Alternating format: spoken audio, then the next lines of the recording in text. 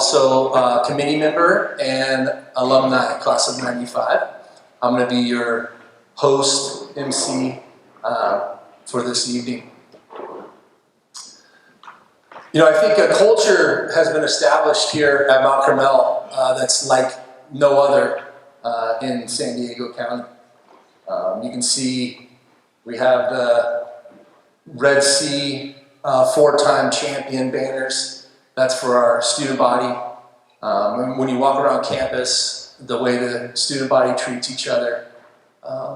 And, you know, a ceremony like this just celebrates the past and a little bit of the present. We got some younger people here too.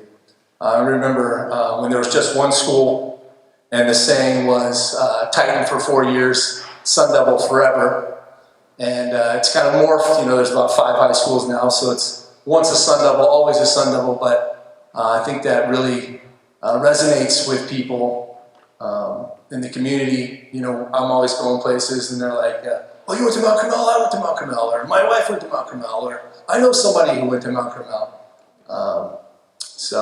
And this is kind of a culmination of that celebration of the history of the school and how we're all connected. You know, once a Sun Devil, always a Sun Devil. All right, we got some great inductees. We're going to start our first inductee. And we have a program here, we just go in order. But Mr. Dan Peck is going in under the contribution side. Coached here for 16 years. In today's day and age, that's forever. You know, with the way people coach around here. But some of the things, if you look on here, 4-time girls CIF champion, 7-time girls CIF runner-up, 9-time league champion, 2-time girls CIF coach of the year, 15 girls school records. Well, he didn't get those, but his swimmers did. 21 individual CIF titles and 14 girls CIF relay championships. Then 6-time boys CIF champion, 6-time boys league champion, 5-time boys CIF coach of the year, Mount Carmel coach of the year, 8 boys school records, 8 boys CIF section records, 12 boys individual CIF titles, and 7 boys CIF relay champions. So, without further ado, Mr. Dan Peck.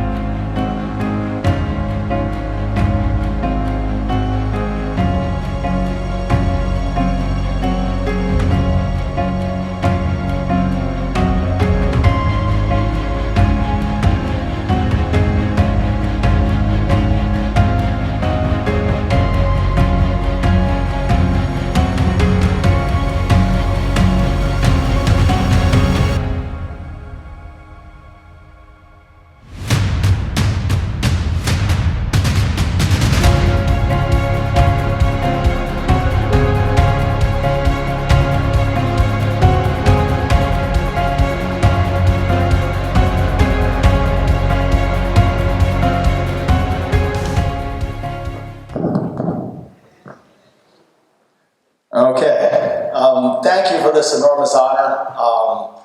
Not sure how this speech is going to go. I've been known to be long, so start that clock. I'll get that going. The stories of 5-hour banquets are absolutely true, but many of that I was talking about other people, so I'm going to try to keep this a little bit shorter on this.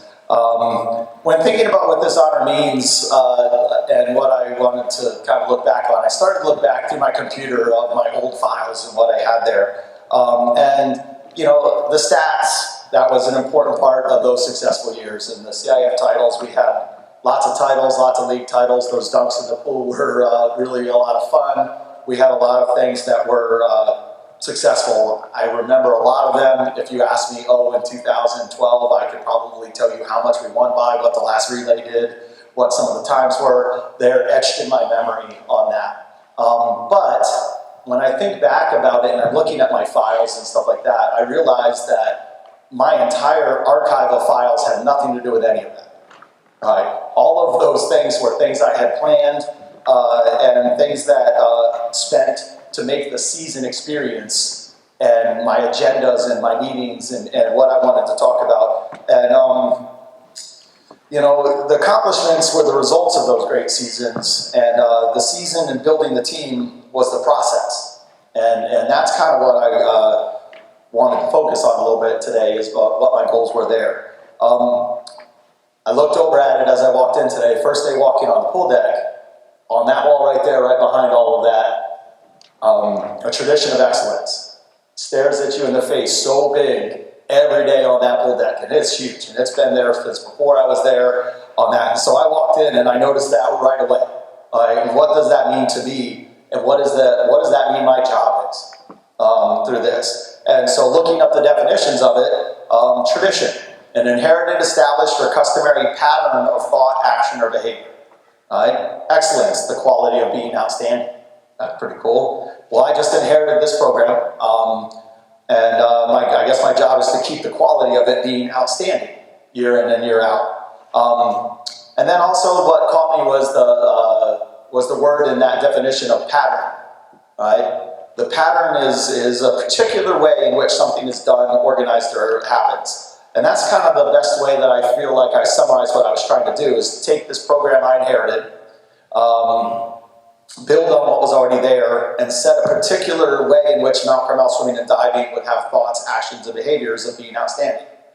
And that's what I consider my job was. I was a caretaker of this program, and my job was to have that tradition of excellence be built and be something that I could feel like I left feeling proud of. It wasn't the stats, all that stuff, and those banners up there. I mean, that's great, but it was that pattern, and it was that type of thing that I kind of felt my role was. So how did I wanted to do that? And the first thing is I was really, really lucky. When I first showed up, there were some really good swimmers that were there. And it was like, this is great. These people are fast. This is going to be fantastic. And it allowed me to actually have competitive buy-in, while it took me time to get ideological buy-in on what I was trying to do as a team. And that's a lucky thing, because you don't always get that. Sometimes if you're losing in those first couple seasons, it's difficult to get into that rah-rah, this is what we're trying to do type phase. And it allowed me to have that luxury of that. And then I was actually at one of these Hall of Fame ceremonies for a couple of my swimmers there, and so that was cool. I was pretty lucky with that. But I was also lucky in that I had a buy-in of the families that was unlike anything else. When I first got there was Sally Rogers and Setsuko Yamamoto. And they were part of what I call the well-oiled machine that was the parents there. When they left, there was manuals for every job. I had folders that I could hand out to each of the parent things. And that made it a lot easier to recruit people into those jobs. And getting those supporting roles became a lot easier, and there was a pattern that followed every year. Okay, I got this, here's your book, here's the pattern that we're following, this is how all of this works. And then the tradition became for the parents to spread out the work. Rosters and registrations, uniforms, meet and equipment setup, operations, finances, snack bar, pasta dinners, invitationals, volunteer coordinators, banquet coordinators, even down to who's scheduling the team pictures. It was all part of this. This is how the team runs, this is what the parents need to do, and it was amazing. The parents became so connected and invested into the team, and it felt like when someone made the team, the parents actually made the team too. And it was, they were part of it and invested as much as the athletes in themselves. It was amazing. Some of the traditions carried across multiple siblings. And I looked at my files, I just saw the names of who was signed up. People that opened up their homes, made videos for the banquet, coordinated, worked the computers. It just all came back to me, the Rileys, the Elsons, the Lees, the Wins, the Fazens, the Jones, the Spence, Barber, Shank, who's here today, Jennifer Love, Snack Bar. It was just, all of these names came flooding back, and how much work they did that I would have had to do if I didn't have this incredible parent machine that went in. So again, how lucky am I that that happened? The list of people that made each season the tradition of excellence, I mean, that deserves to be up here. I can't name them all, that's not even half of what was there. But that was an important part of what allowed me to be successful. Next up, the next priority of creating that pattern was coaches. All right, having the right coaches and having the coaches, enough coaches, was always my top priority from year to year. It seemed weird we had to ask for those donations every year, right? And when people are asking for donations, it's like my top priority was I need to ask money for coaches. Big time, big time. I had like 2 stipends. I had 100 people plus on the team, diving, this, that, and it was a lot. And so kind of I came up with one of the first things I did was, okay, we're going to buy these warm-ups. We're going to put these warm-ups out and in every year so that I don't have to ask for money for sweatpants, warm-ups, stuff like that, right? And so it allowed me to be like, okay, you get a t-shirt, you get 2 caps and a suit. That's pretty cheap. Next item on the line, how much can you give me for coaches?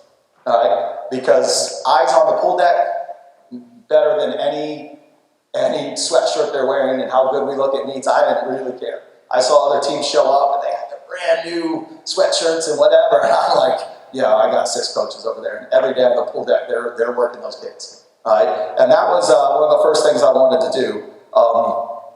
And it mattered. At one point, I kind of bragged. I was like, I think I might have more coaches than the football team.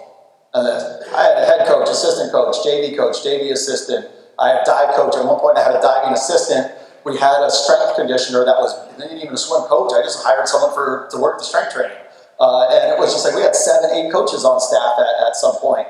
And it was like, it was a machine. I'd rather have more coaches than anything else. And I wouldn't be up here without some of my amazing coaches, and I hope they never felt underappreciated.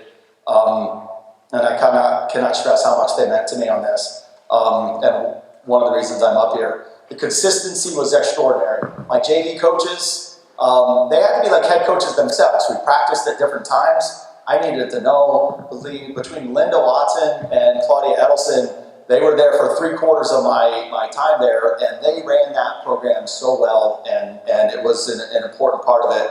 And how amazing it was for me to have those 2 people year in and year out. They kept the people in the program for 4 years. It was the build of what we did. That's the base of our foundation, was that JV program building upward. And so the consistency was so huge. I would have liked to have Claudia here. She sadly passed away a couple of years or so ago, but I would have had her up here as well on that, and the legacy that she felt. My assistants at varsity, part of some of the big things, the celebrations that we had. I mean, every best time that came in, our celebration dunks together, going out afterwards to do the entries for CIFs and probably some beers involved. Erin's here. She was my assistant for the last 7 years, and having an assistant for 7+ years, and she is still coaching there now 5 years later, and it makes me so proud. And I just really didn't feel like there was a year where I didn't have a kick butt staff. And then last of my coaches over there that I wanted to make sure I would recognize for sure was Jen Margrave, and she was my diving coach. Diving is not swimming. Skills-wise, they are 2 very separate things. I cannot coach diving. That would not be safe. And Jen, of my 16 years, I think she was there for 15 years with me. And I watched her on deck manipulate people from I just showed up to I am CIF champion. I enjoyed watching her practices. We kind of, at one point, we were meeting and going over how we changed diving in San Diego. She was actually the first non-head coach to be asked to be part of the advisory council for CIF as the diving, that's the type of diving coach I had. So again, how lucky am I that I had these amazing parents and these amazing coaches. And so with my industrious families, my coaches, my athletes buy-in, and my coaches, we started to create that pattern. Preseason meetings, the tryouts. Tryouts were very cookie cutter every year. What do I want these people to know? Listen, try, trust, believe.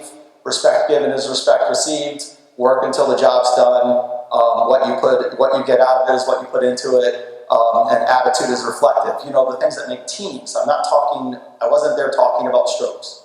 I wasn't there talking about that. What do I want this team to be? The preseason psych-up dinners at people's houses were some of my favorite things. An intimate dinner right after we selected the varsity team, where I'd go over the theme of the year, whether Only We Know was probably one of my favorite ones, where everybody on the outside doesn't know what we have here as this family. And then I would go through all of the meets, what we could do that year, and it was just always so cool at someone's house to kind of like sit there and talk to them in someone's living room about that. And then obviously the pre-invitational IHOPs, breakfasts, 40, 50s, surprise movie days. Talked to Christine about surprise movie days. I had to grab her classroom because I wasn't on campus over there. I was always like, can I have your room for a day? And I promise not to leave popcorn leavings. Shaving parties, pasta dinners. All of this became part of the yearly schedule. It was weird because it just felt like I had meets and workouts that filled in around those activities. It was like, I'd go my calendar and I'd be like, I'd put all of those in and okay, beach workout, movie day, whatever, like that. And I'm like, okay, here's 3 workouts and then that and that, whatever. And it just seemed like I was filling in my entire schedule around our team activities. And it's got all right. And then the rest honestly came from the athletes. Once the ball got rolling, it was cool to just watch. The cheer manifested from the athletes. Short story, I know I'm running late on time. But the girls had come out and gotten in the water, the boys are in the locker room, and I swear I was about to go in there and be like, okay, they just don't want to come out of here, and I'm about to read them a riot act here. And then the door comes slamming open, and they come out in this Congo line, and they're like, whoo, and they're going in, and that became the cheer for literally 16 years. And it's like, that type of stuff manifested on its own once you got all that. It was the coolest thing ever. And then at some point, the boys are huddling up for the last relay, doing like triple G. I didn't know what that meant. I'm hoping it was not inappropriate. And at some point, I was just enjoying the ride that I was on at that point. That ball was rolling and everything was in place. And so the last thing I want to talk about, the thing I'm proud of, is how I felt like during those years, we actually changed swimming in San Diego a little bit, and that was pretty cool. And that's, again, the parents, all of a sudden, the parents were showing up to CIFs early, and they would block off, and the Sea of Red manifested in like 2005, 2006. It became this thing where no one was doing that, and all of a sudden, you would look up and you would just see this huge block of red that was the Mount Carmel parents. And over the years now, you start to see that more and more and more as that goes. I mean, it was huge. And we had an army of athletes that were behind the turn lane cheering, to the point where I was on the advisory committee and we were discussing where CIS was going to be at, and they ixnayed some locations based on the fact that there was not a room for Mount Carmel to actually have room to cheer. And it's the coolest thing for them to actually decide where championships is going to be based on the fact that there's not a room for us to have enough people behind the turn lane to cheer. And that was cool. And then one of the biggest one was the direct influence that we had on CIS. Now, our invitational, it grew so big. There was march outs. The parents put so much work into putting on the best invitational in San Diego. It was fast. It was electric. We had music. They were marching out from behind the gray door to music to their blocks. We had an announcer. It was big. CIS was doing none of that at the time. And then all of a sudden, in some of those meetings, why aren't we doing CIS like Mount Carmel's doing their invitational? And now all of CIF meets is electric. They have the music march outs, they have the announcers, they're doing that, and part of that is, I know that came from those people that kind of were watching and paying attention. And that's the work of the parents, the volunteers, and all of that was really cool. So I am so proud of all the people I worked with and the families, and it made me a better coach person, and I look back on these 16 years with some of the fondest memories. And then to wrap up, I have to thank my family. For this. 16 years is a lot of time, all right? And my wife is so understanding of my late nights, my extra weekends spent with my other family. She used to laugh at me when I'd be at home on my computer scouting meets. She'd be like, she used to call it, oh, you're just moving a name from this event to that event again? And I'm like, yeah, that's what I'm doing. I just kept on doing that over and over to try to do that. She never questioned my commitment. She loved me for it. And she was so supportive of everything. I'm proud of my 2 daughters that are here, and I hope they're proud of me for this. They were pilfering food from the snack bar. Their baby gifts came from a lot of the team when I was there, and they grew up doing that. And so thank you to the Hall of Fame committee for allowing me to come up here and talk way longer than 10 minutes. and bestowing me for this honor. And I'm very proud, and I share it with all of the people that I worked with, families and coaches on that. And the one thing that for myself I'll take is I feel like it does validate the fact that during my time as a steward of this program, the overall goal was achieved, and I left the tradition of excellence. Thanks.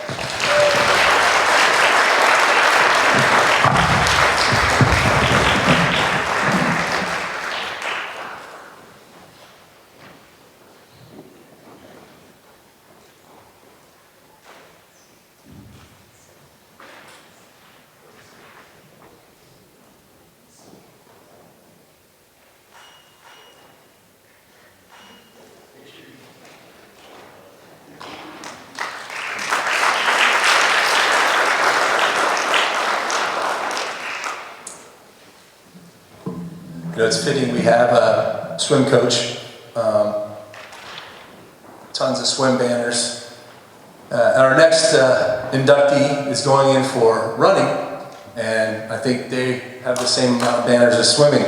We're known as a running and swimming school. Excuse me. So Kathleen Carl, class of '92, was four-time first team All Palomar League, four-time first team All CIF Division I. She ran on a team that won 5 consecutive CIF championships in Division I. Team captain, qualified for the finals in the 3,200 meter. And then she went on to do something that I think that a lot, if you polled all the high schools in Poway Unified, and then what percentage of them went on, what of the percentage of those students went on to be teachers, I think Mount Carmel would blow other schools out of the water. It's just, you know, a calling. So she went on to become a teacher, and I think that's fantastic. Miss Kathleen Carl.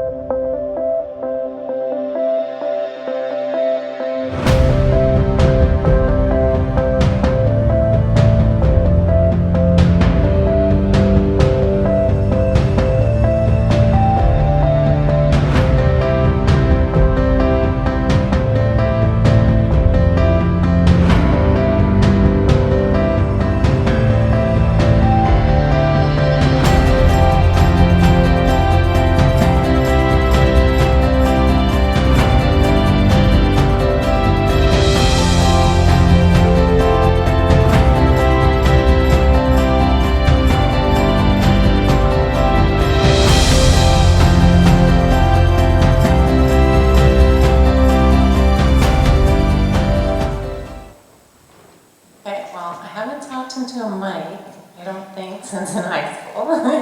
So, and I'm extra nervous, and my speech is probably a lot shorter than the previous, but I'm very, very grateful. It's such an honor to have been selected to be into the Hall of Fame for Mount Carmel, and I'm especially thankful for my coaches, Dennis McClanahan and Catherine Nichols, who invested so much in the athletics program and in all the athletes that have crossed their paths. I really am, looking back, grateful to have attended Mount Carmel. I know it was they talked about it before, but it really had an environment that nurtured and grew, it was very positive and very just impactful for me. And cross-country and track, being part of the high school athletics, contributed a lot to the formation of my character and built in me an appreciation for how sports shape your work ethic and your character, and lots of impactful friendships were formed. Being a part of something bigger than myself gave me perspective and taught me many life skills. Perseverance, communication, balance. And now that I have 3 grown children, it's extra evident, I think, how much athletics really plays a part in growing you as a person. And I've seen what a positive impact it's had on them. And I'm grateful to all the coaches and parents and volunteers that contribute to making all those experiences happen. And I said again, it's an honor, and I'm grateful that my family and friends can be here today too. And thank you. And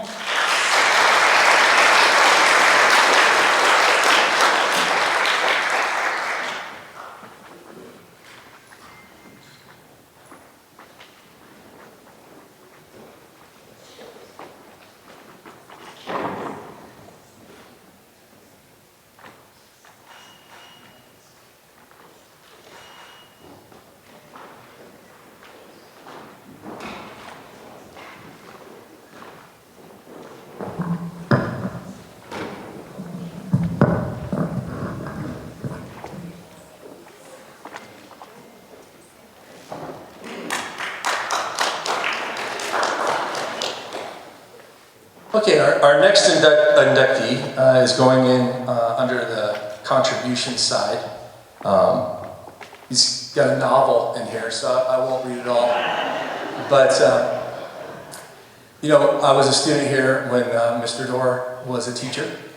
And, you know, unfortunately I didn't take his class, but the kids, they loved marine science. And, you know, it was just always a buzz going on. And I think he had the oceanography club and took kids scuba diving and all that cool stuff. But the coolest thing for me was when I was a new teacher here, and I said, hello, Mr. Dorr. And he said, John, we're colleagues now, you can call me Hal. And so my colleague, Mr. Harold Dorr.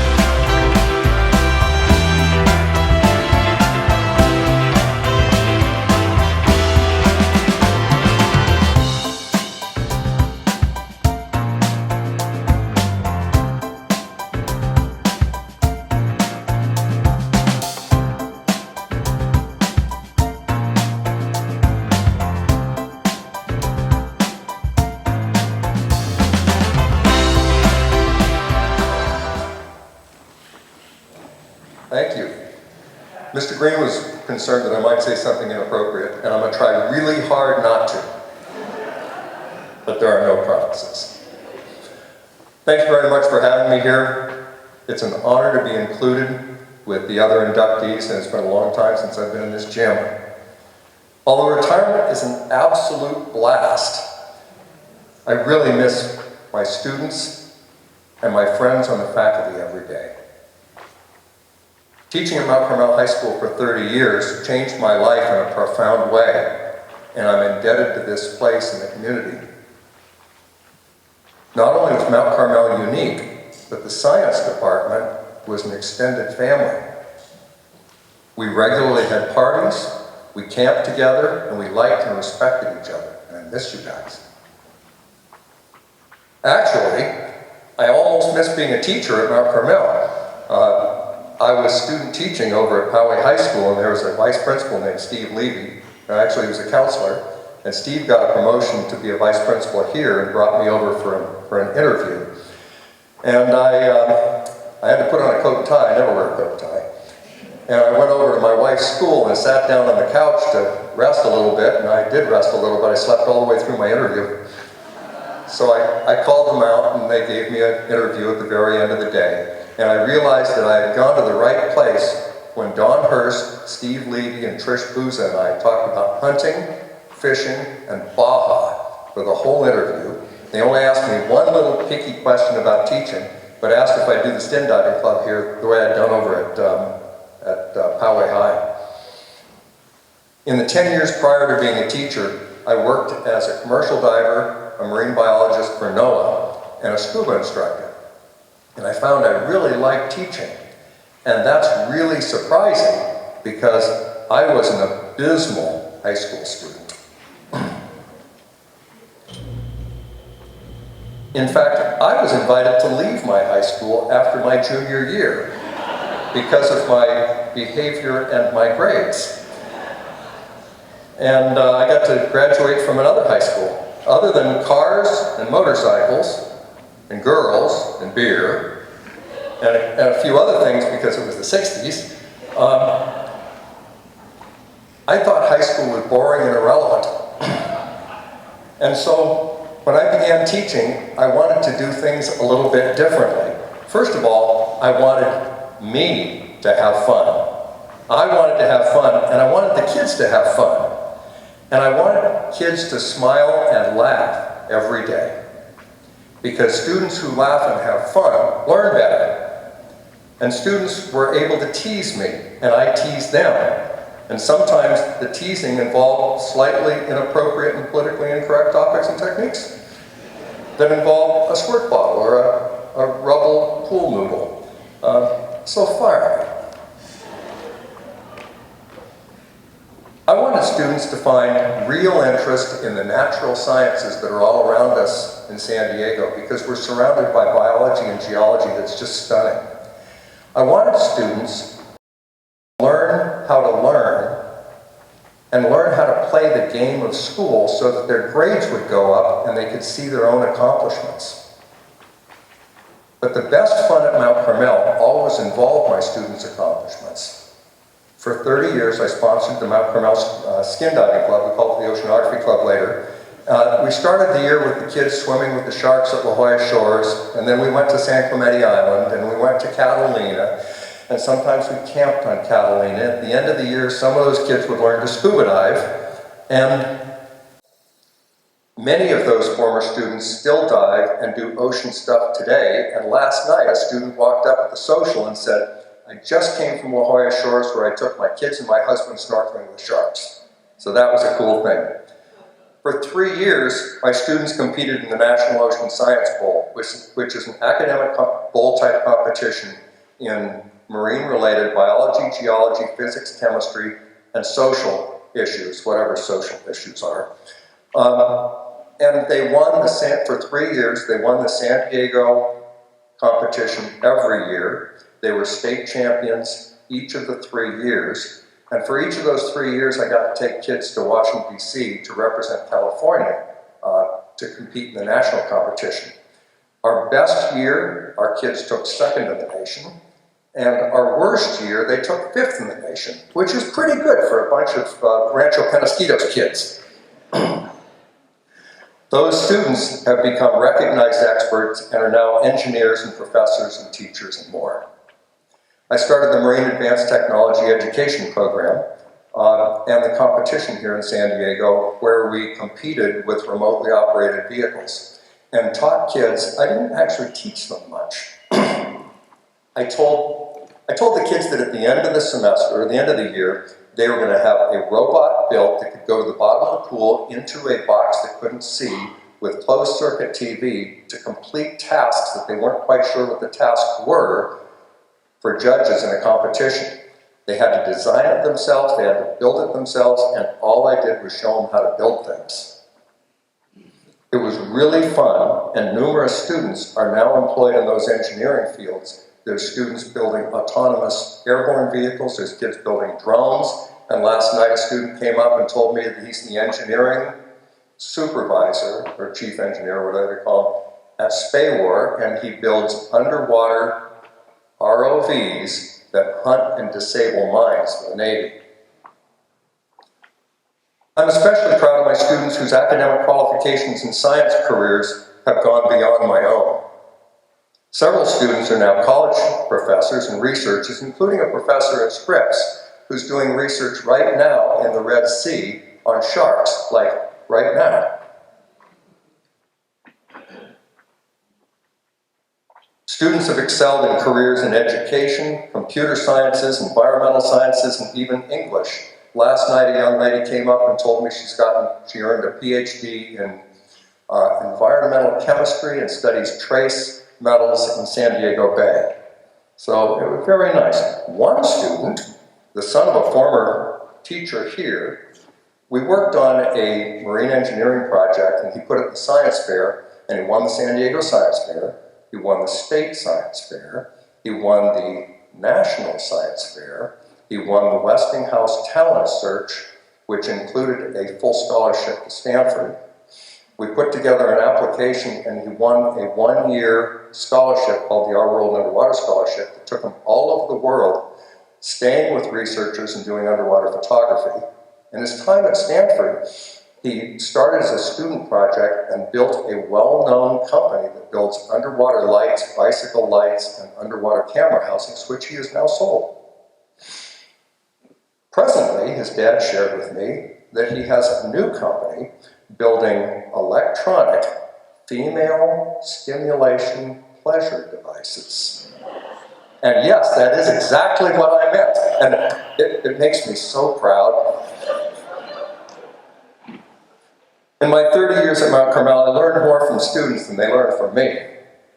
I was always impressed by their hard work and how well they learn new things. Students' I will is more important than their IQ. Teaching students made me a better learner. I learned that different languages and cultures make all of our lives more rich. What students look like and who they are inside are completely different things. The subject is just a mechanism to reach students and help them find abilities in themselves. And I learned that if kids have fun in your class, you can get away with things that get other teachers in trouble. In 30 years, I was blessed to be surrounded by colleagues who I liked and respected, and students who made my life more rich every day. You gave me the most rewarding life I never could have imagined. Thank you.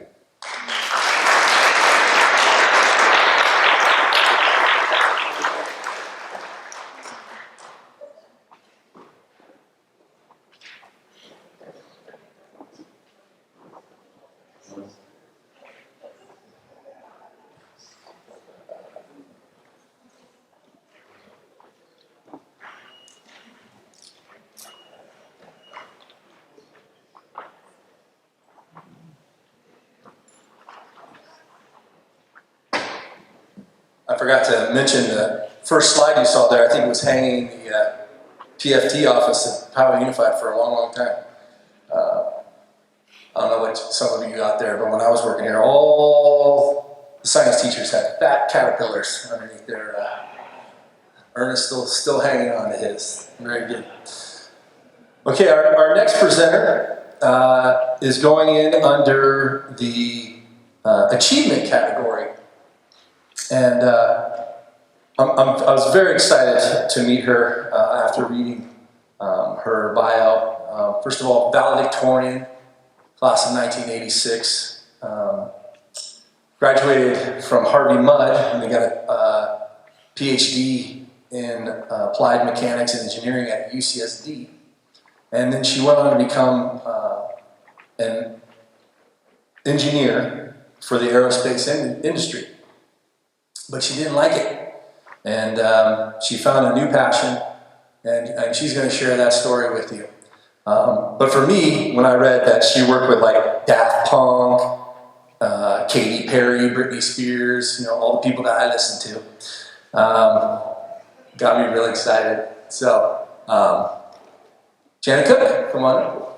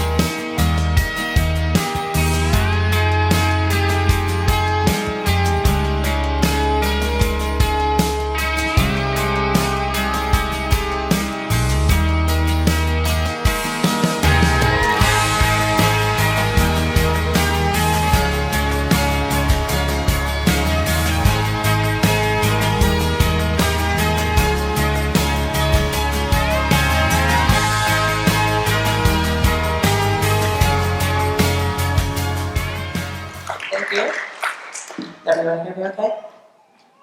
Yeah, it's a real honor to be asked to join this special club, and it's also really exciting that they would recognize someone with such an unusual career as mine. It's not often you hear about other people that are light-up clothing designers as their full-time work. And I'm often asked, how do you get into that? So I can give you the short version of the story. After Mount Carmel, I went to school for engineering, and I studied lots of different kinds, a little bit of robotics, a little bit of electronics. I got into biomechanics at UCSD. I worked in aerospace for a few years, but I think the reason I kept moving around is nothing really clicked. I wasn't passionate about it. I was very excited about my hobbies, which involved art and tech in lots of different combinations. And my aha moment, it came when I started putting lights in some Halloween costumes. And I said, wow, here I can do sewing, I can do soldering, there's some software involved, and all the layers of design to put it together. And that's kind of an unusual skill set. So I saw an opportunity there. Also, it was really fun, a lot more fun than being a rocket scientist, at least for me. I know other people love it, but it wasn't for me. So I was inspired enough to start a company making light-up clothing, and that's what I've been doing ever since, expanding into other types of art and stuff like that. So because it was such a new field, wearable technology just wasn't a thing yet. I had to figure out how to do a lot of stuff on my own. And it was interesting to hear the learn how to learn in the previous speech, because I feel like that is a skill that I worked on here, to learn how to teach myself things, to learn how to think outside the box, and to take risks. So I'm really thankful for that. If you're going to ask the high school version of me, what are you going to be doing in 2023? I do not think I would have guessed this, not at all. But there were some clues. To get ready for this, I was looking through my senior yearbook, and there's a picture. Unfortunately, I didn't get it ready in time for the slideshow, but it's a group, me and some friends, in front of our homecoming float. And the theme was space, so we built a spaceship, and somehow I was in charge of putting lights in the roof. So these big pieces of cardboard with aluminum foil, lots of holes poked in them, and we used, traditional Christmas lights filling in the whole thing. And when all the lights were on, it looked like a random star pattern. But if you unplugged half of them, it said seniors as a surprise. So I think that might have been the first piece of lighted art I made, and there's a picture in the yearbook. I'm still a big fan of surprises. So here's my coat. This is an example of things I make. But no, I've got to put it on the right colors here. Yeah, this, I had this setting all ready to go. So, yeah, that was really fun. I'd like to thank my friends and family for all the support they've given me over the years. They're good times and bad times. The good times, I can take them to see a show with me, maybe get backstage, maybe we see it on TV, that can be exciting. The bad times is when I have either way too much work to do or not enough work, and that happens in the entertainment industry, also part of being an entrepreneur. And my parents were both entrepreneurs at different times, and I think I got my work ethic from them and really was inspired, and I think that's part of why I wanted to have my own business. And I'm not the only member of my family that's in a Hall of Fame. My dad, George Cook, is right here. He's a longtime member of the Rancho Bernardo Hall of Fame. And if his name sounds familiar, you've probably seen the freeway exit, George Cook Express Drive, which is just up the 15, that's him. So, thank you again, everybody. It's really an honor.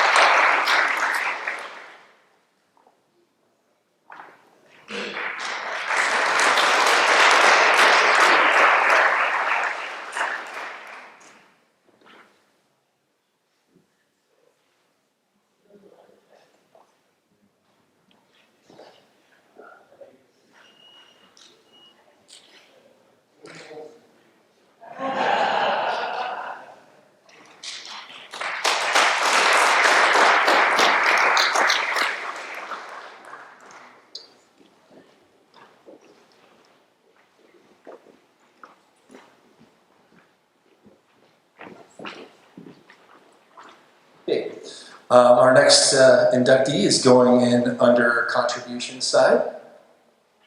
Mr. Bird was also a colleague of mine. You'll see some of his photos. I think it's fair to say that he's goofy and fun-loving. Always has a smile, and he when he was a staff member here, whatever he spoke, people listened, and he has a pretty amazing story. I hope he shares some of that with you today, and I'm looking forward to it. Mr. Mike Bird.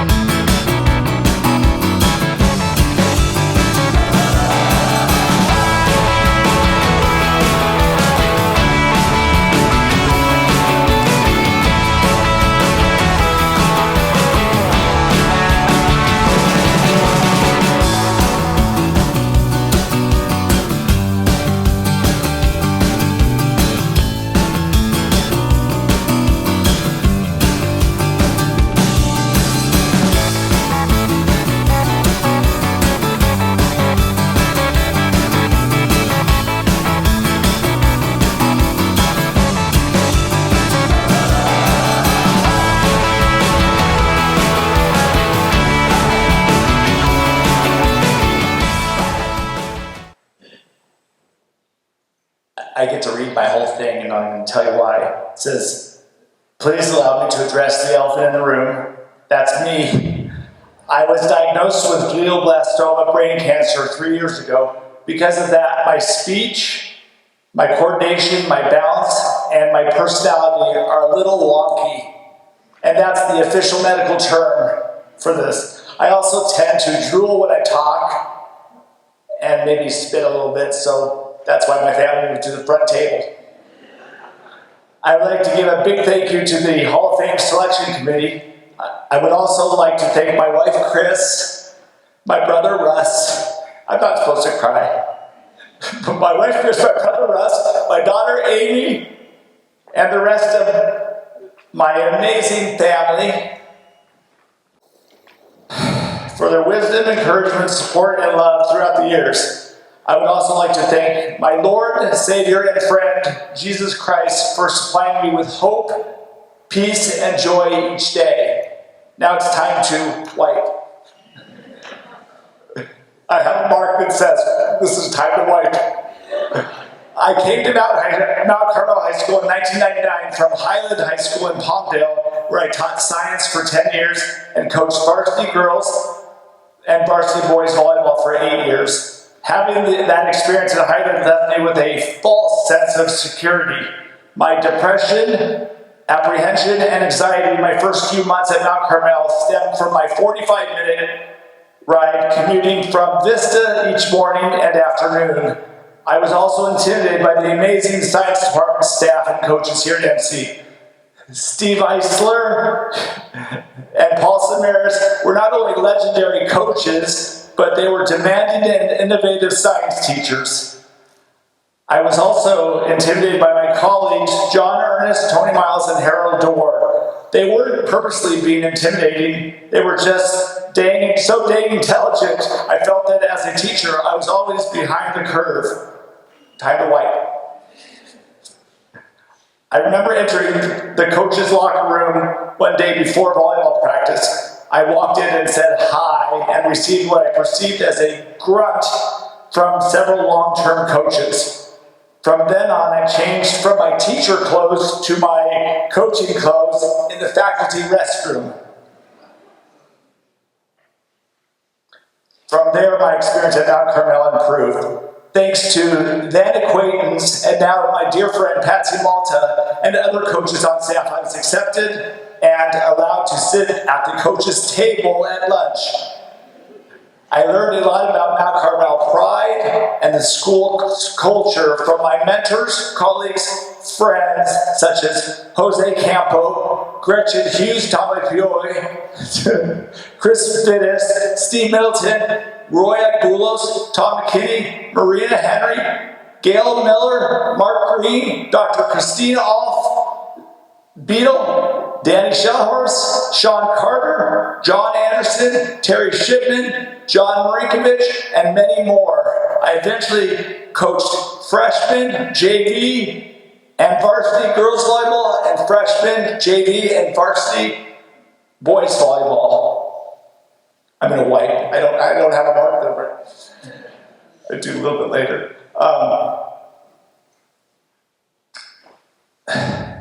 In 2019, which was my final year of coaching here, our team beat both Torrey Pines and La Costa Canyon, qualifying for the state playoffs.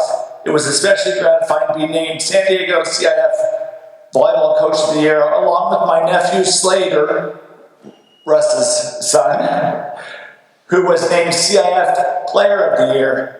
I do enjoy playing beach volleyball and coaching high school volleyball, but my true love at Mount Carmel is teaching physics and earth science, especially doing that with the help of Mr. Miles, Mr. Dorr, and Mr. Ernest, and the rest of the wonderful science department staff.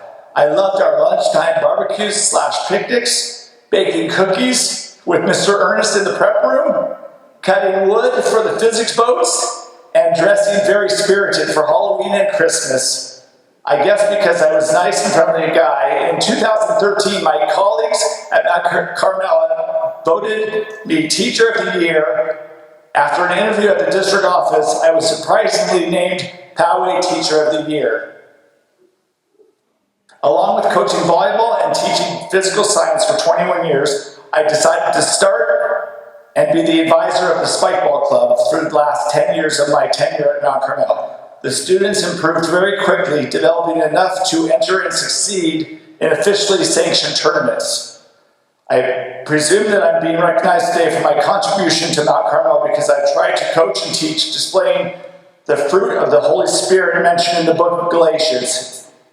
It says, but the fruit of the Spirit is love, joy, peace, patience, kindness, goodness, and self-control. That's from Galatians 5:22-23. And so, my Lord gives me this joy that I wake up with every day, even though I have brain cancer. Again, thanks to the Hall of Fame committee, my fellow coaches, my science friends, and my loving and faithful family. Thank you.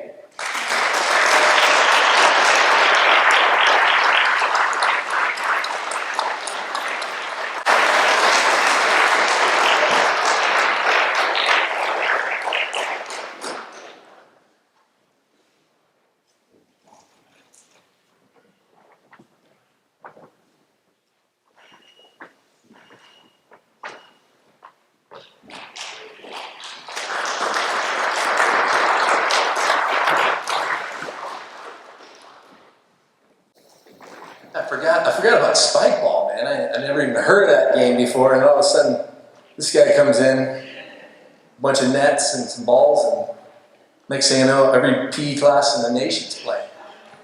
You did. I didn't know what I was doing. So, okay, our next inductee goes in on the athletics side, and we've already had a member of the cross-country track team, and we have another one. Like I mentioned before, running and swimming is something we do around here pretty well. Aaron was the 4-time All-CIF cross-country and the 2009 cross-country individual champion, CIF championship for her team, 1-time All-State in cross-country, 6th place in the state, 3-time All-League, has the Mount Carmel record for the 1600, I believe that's a mile. That's pretty fast, 4:49. Oof. That's one lap for me, I think. 7-time state qualifier for cross country, and then she went on to the University of Arizona, where she won a national championship. We got 2nd place and cross country, and so on and so forth. So without further ado, new mom to boot, and she married her high school sweetheart, crush, friend, all right? Erin Menifee.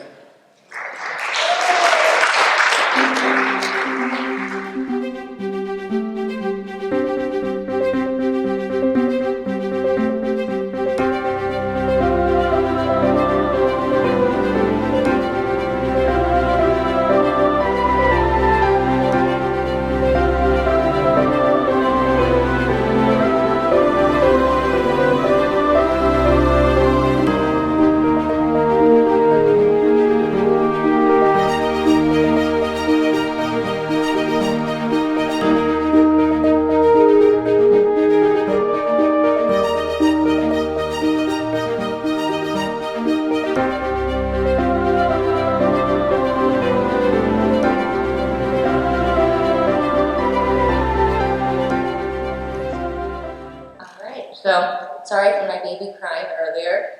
Can't speak, apologize.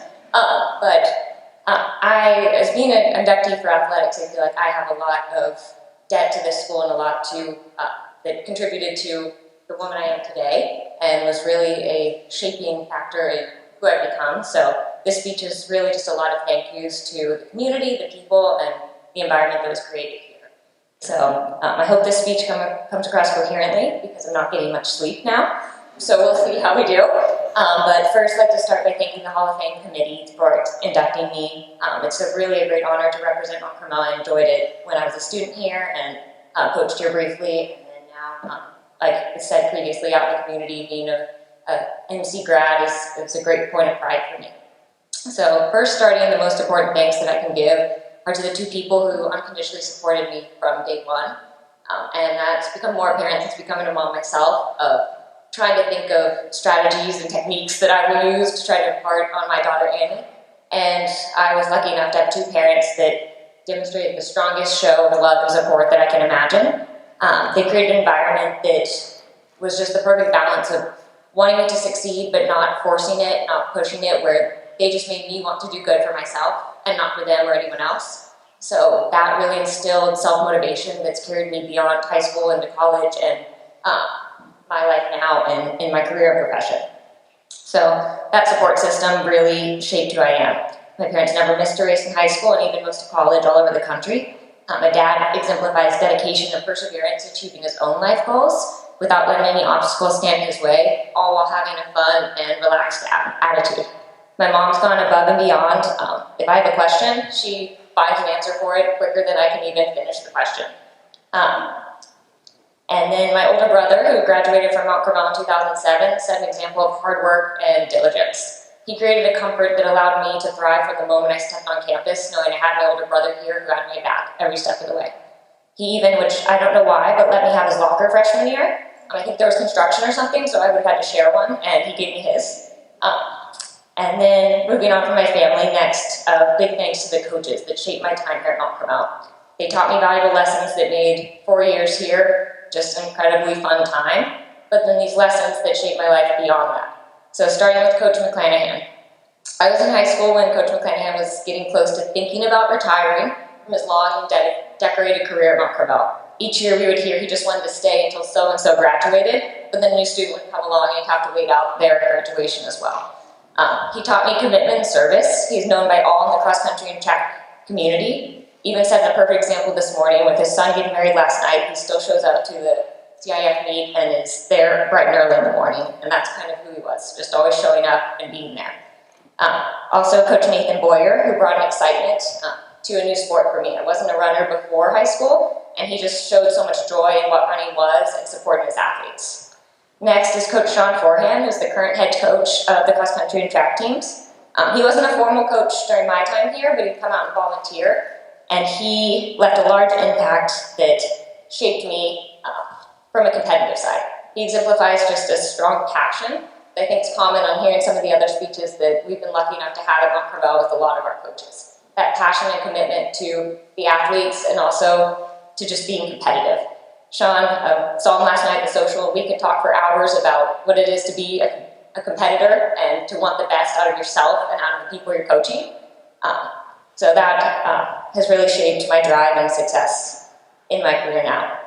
And then lastly, Coach Jay Brillo, who, with the opposite side, has taught a lot of kindness and support in sports, where it's good to be competitive, that's the nature of sports, but you also need someone that brings that support and that love to you, even on a bad day. So part of the reason that I succeeded in sports in high school and gained such a love for running was really the environment created here. My teammates and coaches created that. Our teammates were wonderful. Cross country kind of has a different, or runners in general are a different breed. We're not known for being the coolest people out there, and that was evident in our team, but it created a lot of fun, where no one took themselves too seriously. From the moment I stepped on as a freshman, we had a strong group of seniors who took me under their wing and taught me about running, and really shaped me during that time in my life. It also allowed me to develop, through the years here, my leadership skills. It's gone on to impact how I did in college and then in my career as a physical therapist and instructor now. I also have to thank one of my teammates, the best teammate I could ever have, that I met here in 2006, and that's my husband, Jacob Wood, where we ran together and really formed that bond and friendship that started here, that then turned into him becoming my husband many years later. I don't know where my life would be without him, and now, especially evident with our 9-week-old daughter, Annie. My time at Carmel with these coaches and teammates was such a fun time. I look back and I can't think of a funner phase of life when I was growing up. It really brought a lot of passion for learning who I was and wanting to succeed that set me up for success for the rest of my life. The discipline I learned being a student athlete here created a smooth transition to competing collegiately while also being able to focus on education. Athletics creates that strong balance where you have to learn time management, dedication to succeed in multiple different arenas. The lessons I learned here allowed me to be a successful teammate in college and also in the classroom in college. I'm not sure if I didn't learn the lessons from the people mentioned and the environment here, that I would have been able to stick through all 4 years of collegiate running.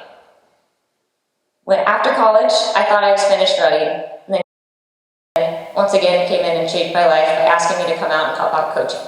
That year back at Mount Carmel, even though it was brief, just 1 year,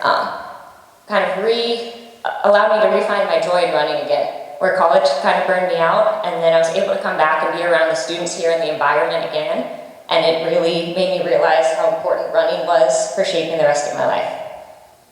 Due to the impacts that Mount Carmel Athletics played on my development during the crucial teen years, I found and continue to find so much happiness in running, in leadership, dedication, and work ethic.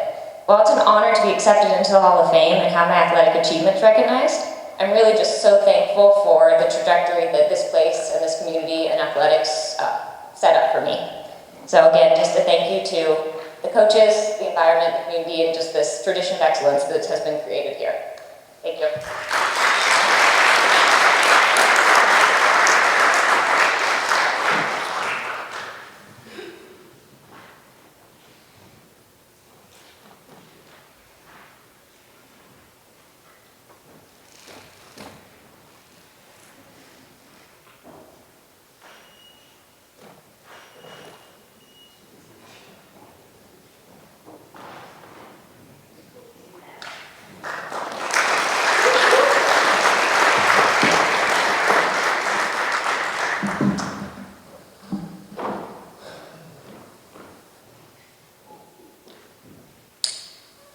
Earlier, I mentioned some sayings that we have around here. It's great to be a Sun Devil, or once a Sun Devil, always a Sun Devil. But I've been working here 18 years, and when I got here, Greg was already an assistant principal. But then when he became principal, he had a mission and a passion to make this place the best high school in San Diego County. And I think he accomplished that. We have a saying around here that he learned from Hall of Famer Gary Joel, the Sun Devil Way. And that mantra we've carried with us. And now you have the Wolverine Way and the Bronco Way and the Titan Way, and everyone's just trying to copy. But It's second best. There's only one way, and that's the Sun Devil way. Greg Meta.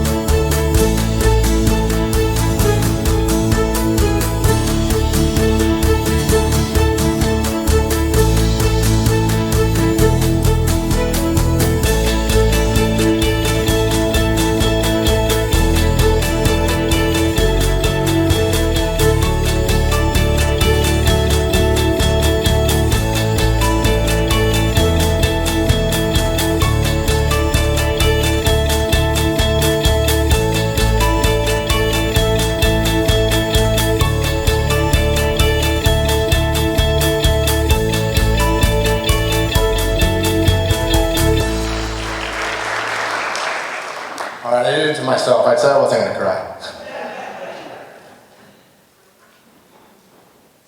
That's why I'll stick to the script.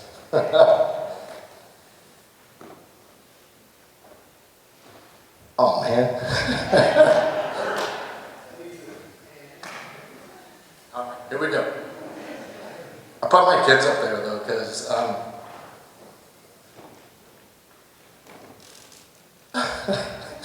this might be hard. 18 years here, and probably the best work of my life. But then lots of people.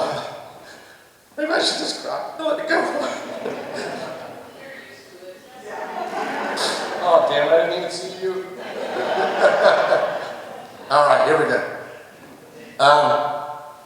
Best 18 years of my life, just lots of stories in this space, and I see lots of faces out here. I was looking for pictures to put up there, and I wasn't in any of them, because I was taking lots of pictures. And then noticed lots of pictures of my family. My whole family grew up here. And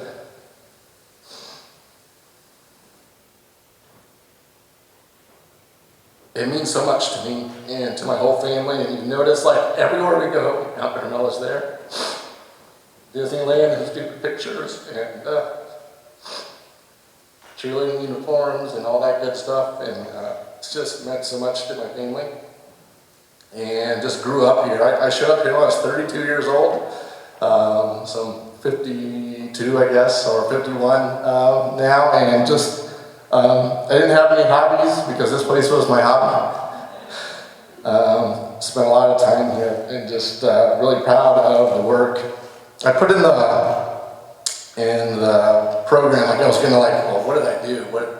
What am I gonna say about myself? And I think what came out of that was what originally got me here and what maybe made the time here so great, which it was really about the other people and about what other people could accomplish by being a leader in this space. And so spent a lot of time just reflecting on great work that people could do by the systems that we set up and by the people I could support and by the vision that we could set for the kids and the families and for the staff at this school.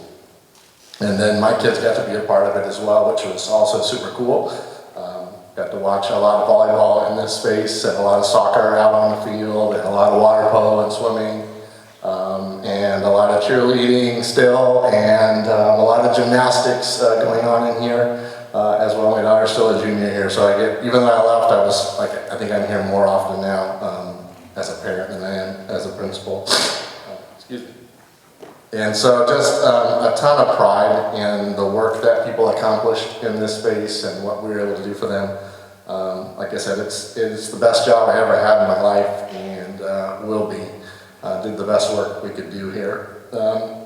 Just so many stories, and going back as I was looking back, like so many things that sort of shaped the leader that I became and the person that I've become, and so many friendships that were gained in this space. There's so many folks I need to thank, and I had come up with a short list. I don't want to bore everybody with lots of them, but I don't know, just some names, right? Some names that you've heard here already today, some that are in this Hall of Fame, but then just a whole bunch of names as well of people that have just become part of the fabric of this community and of Mount Carmel, who I just needed to thank for supporting me in the space that helped me be successful.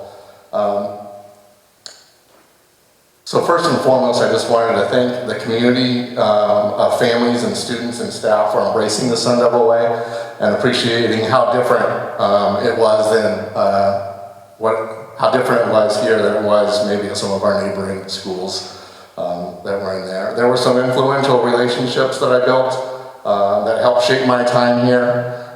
Some are in this Hall of Fame, and like I said, some are just part of the history of MC. I want to say thanks to Mr. Lanthier, who was the AD and an alum here.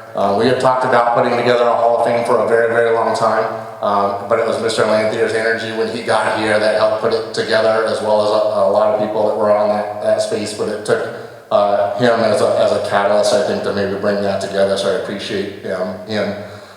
Randy Wright, who's not in our Hall of Fame, he was our AD before Greg. I just wanted to say thank you. I know he's not here. But he taught me a lot about what it meant to see the inherent good in people and the idea that of redemption and second chances. And he made me think really hard every day about why we're here. I want to say thank you to Sanford Carvajal over here, our longtime ASB director, who taught me a lot about what it was to put the power of students, the power of student voice in building better schools and better experiences for them. And he's a champion for kids every day. Here's the funny part. I didn't know Harold was going to be in this class, and like 2/3 of my stories were about Harold Dorr. Like when he was up here talking, I realized why we have all of the teacher and school accountability systems that we have in California now. So I appreciate Harold for all of that. Last night I told a story about the 4 quadrants of administration where he pulled me aside for a couple hours, and I won't bore you with that story. But I go out and I visit principals. I work with principals all across the county now, and so that's the one story I tell every time, is the 4 quadrants of administration. The best being smart and lazy, and the worst being dumb and energetic. And so we talk about that quite a bit. And also, so he told a lot of stories about people who went on to do great things and people who had the love of the ocean. I'll tell you the one story that's in my family that gets told every Christmas is the time where he ruined the love of the ocean for my children. And so I appreciate that. So we were going out snorkeling. I went home. I was a young AP. I was Dawn's my wife, and I was like, oh, there's a teacher that takes everybody out to see the sharks in La Jolla. Let's get the family and go. The girl was 2. She didn't go with us. The boys were 5 and I think 7 or 8 and pretty good swimmers. So we're like, okay, let's do it. And so we ran around and got all the wetsuits together and got a babysitter for my daughter, and we run out to La Jolla Shores, took all morning to get everything going. Kids are all super excited, and Harold's got all the high school kids out there on the beach, and then he lays into them with the speech, right? The liability speech that he gives everybody, which is like, don't touch a damn thing out there because it'll kill you. Don't touch the sharks, don't touch the stingrays, don't swim away from the group, it'll kill you. Don't touch the jellyfish, they'll kill you. Right? He's just scaring the crap out of all these 17-year-olds and 16-year-olds. Well, I got a 5 and a 7-year-old who are just bawling like crazy. And then we just turn around and go home, nobody gets in the water and it's all over. And I'd like to say they hate the ocean for the rest of their life, but they didn't. They got back in, but so there you go, Harold. There's the story I promised to tell. Some people that were just really important to me, many of you don't know, probably when I first got here, I got a lot of talking tos by people about what it meant to be a Sun Devil. So I just appreciated the time that Joan Hanley, a math teacher here, spent with me. Gary Jolk, who's out here right now, he taught me a lot about the Sun Devil Way, and I stole it from him and made it a big part of what we do. You all know Tom McKenney.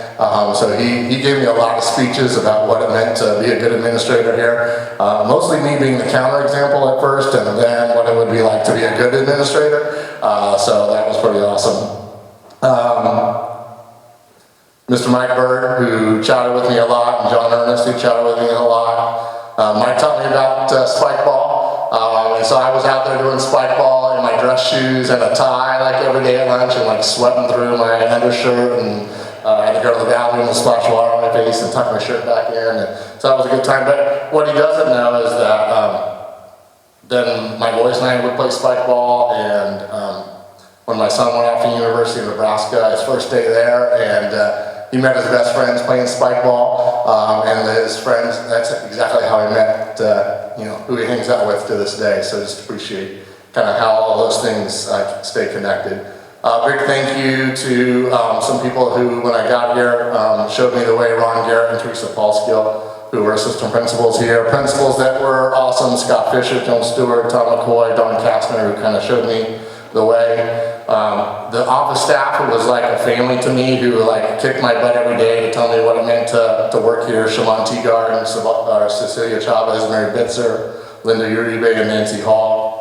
I want to say thank you. She won't be here, but Dr. Robertson, Mel Robertson, was the assistant soup who told me stop doing things the old way that doesn't work, and start doing new things that count for kids. And that really turned around my work.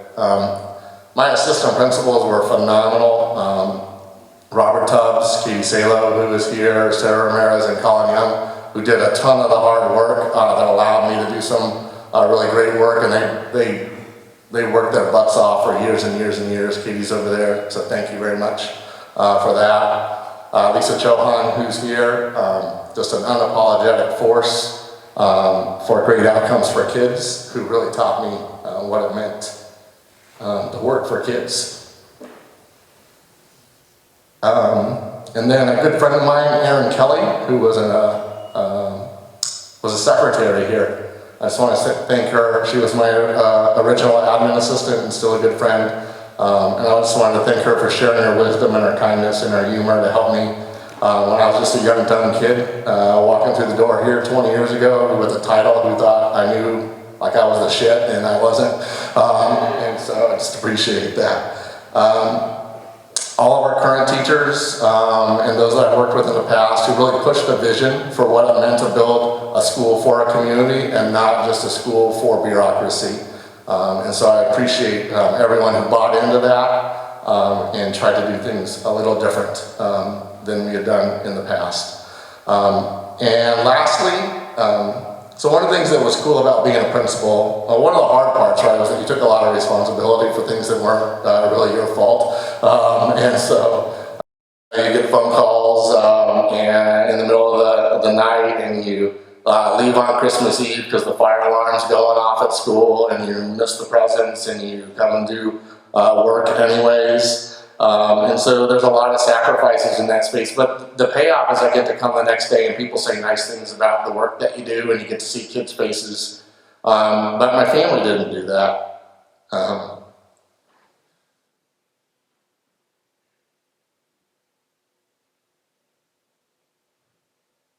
They got a lot of the crap part of the job, and I had to put up with the fact that I was leaving all the time and wasn't around for a lot of things.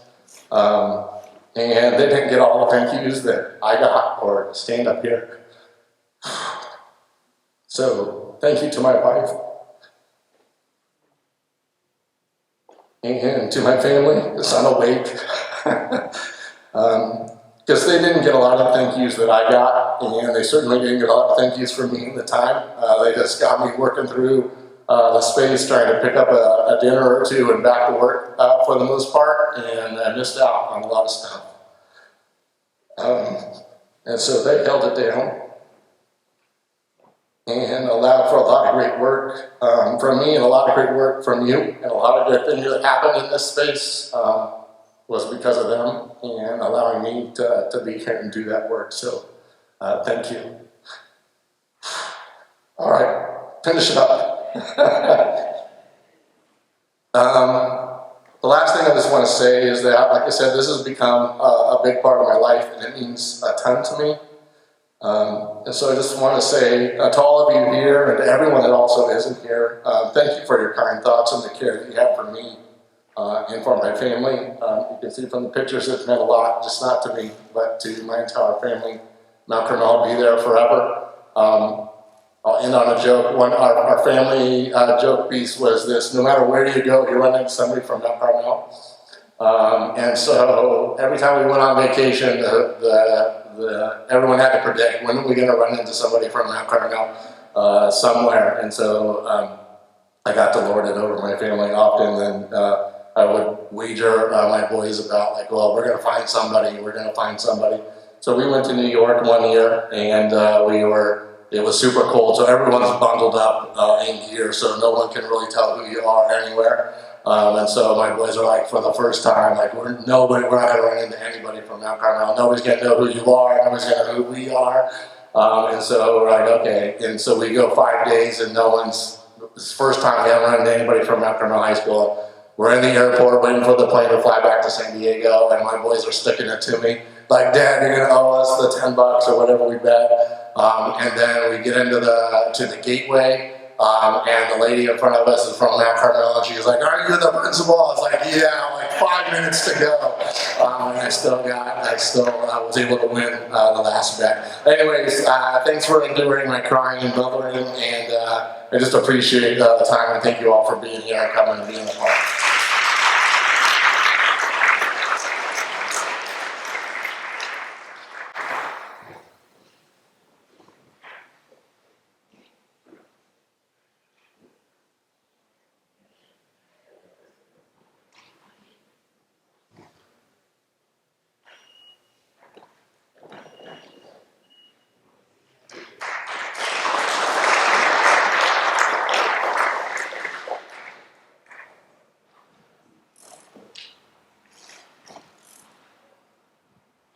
Okay.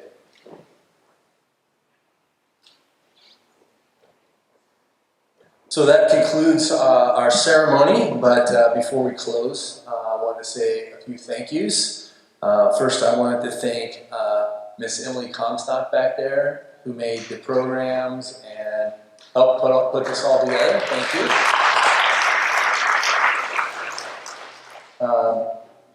I couldn't leave here without thanking my wife. She actually made all of the flower arrangements for us this evening, so just want to thank her. Tom for helping set up. Appreciate it. Thank you, Miss LT. Thank you for helping Don for taking pictures. Appreciate it. Carmel Hall back there doing all the techie nerd stuff. Appreciate it. So thank you very much. If you're on the committee, could you please stand up and be recognized? The committee, Hall of Fame committee. All right, thank you. So in your program is how you get nominated for the Hall of Fame, what we're looking for. A lot of people, when they find out that I'm part of the Hall of Fame committee, they're like, "Why isn't so-and-so in the Hall of Fame?" And I say, because no one nominated them.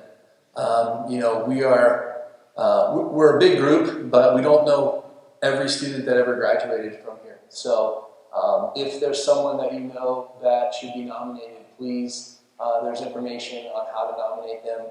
Go to the website, fill something out. I think we had, it's probably 10,000 students. So there's bound to be more and more people, especially the achievement side. I think some of the sports stuff is kind of easy because they play sports here, but when they go on to make lighted jackets, we don't always know about that, and we need to know about that. So please be on the lookout for nominees. So that concludes. We have cake. So in a minute here, you'll be excused. Yeah. You'll be excused to have some cake while the nominees will come up here and take a photo. Also, I'd like, if you are currently in the Hall of Fame and you've come to this ceremony, not just nominated today, but you're currently in the Hall of Fame, I'd like to get you in the photo with all the nominees as well. So if you can come on up here. So while we take the photo, go ahead and have some cake. And then the Hall of Fame room, it's open. If you go out here across the grass, the door's open at B something, I think is the building. But go ahead and walk through there. And thank you very much for coming. Appreciate it.